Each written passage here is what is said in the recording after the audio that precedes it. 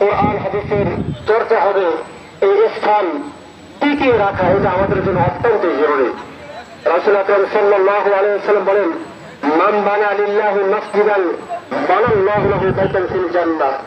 যে ব্যক্তি আল্লাহ তাআলার উদ্দেশ্যে, আল্লাহ তাআলাকে সন্তুষ্ট করার জন্য মসজিদ নির্মাণ করবে, আল্লাহ রাব্বুল আলামিন ওই ব্যক্তির জন্য জান্নাতের মধ্যে বালাখানা নির্মাণ করে দেবেন।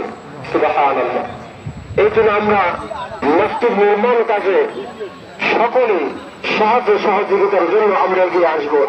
এই যে আমাদের পাশে মসজিদ রয়েছে, বড় হয়েছে, এই গত বছরে আমাদের এই মসজিদে জুমার সময় দেখা যায় রোদ্রের মধ্যে মাঠে নামাজ আদায় করতে হতো, মুসলিমদের অনেক কষ্ট হতো। বৃষ্টির মধ্যেও আমাদের মুসলিমরা নামাজে দাঁড়াতে অনেক কষ্ট হতো। আলহামদুলিল্লাহ আমাদের একটু ব্যবস্থা হয়েছে আপনাদের সকলের সাহায্য সহযোগিতার মাধ্যমে।